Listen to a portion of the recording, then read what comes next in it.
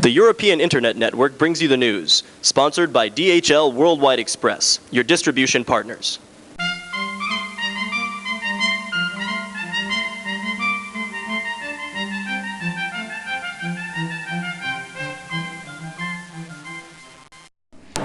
Hello and welcome to Inside China Today.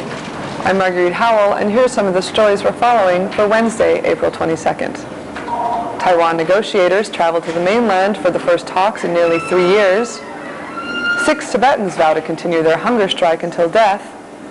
And China's vice president meets with Japanese policymakers in Tokyo. Representatives of Taiwan's semi-official Straits Exchange Foundation arrived in mainland China on Wednesday for the first talks between the two rivals in 33 months. The Taiwanese negotiators will hold 3 days of meetings with their counterparts from the Beijing-based Association for Relations across the Taiwan Strait. Analysts say this week's meeting will only break the ice and that the negotiations are expected to pave the way for future higher-level meetings. Beijing renewed its call for resumption of talks on political issues on Tuesday, but Taipei says it wants to first focus on technical matters. The 6 Tibetans on a hunger strike in New Delhi, India, say they will continue their action until the United Nations considers recommendations to resolve their decades-long dispute with China. The 6, who have taken only water and lime juice since beginning their fast on March 10th, are calling for the appointment of an investigator into human rights in Tibet.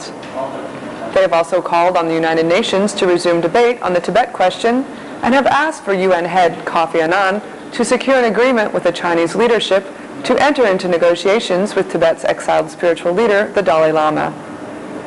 Kofi has called on the strikers to end their protest, but the youngest of the 6, 25-year-old Karma Sito, says he is not afraid to die.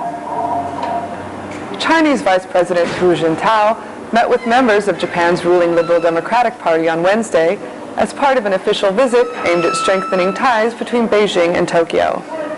The newly elected vice president says he wants to explain the current political situation in China to his Japanese hosts with the aim of increasing mutual understanding. This year marks the 20th anniversary of the signing of the Sino-Japanese Peace and Friendship Treaty, and leaders from the two countries plan to use the anniversary as an opportunity to improve ties. Hu is in Japan for 6 days.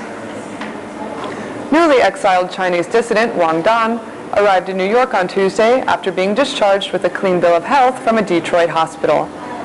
The former history student and leader of the 1989 democracy movement is scheduled to hold a news conference on Thursday. And now for a look at the weather for Thursday. Expect clouds and showers in Beijing.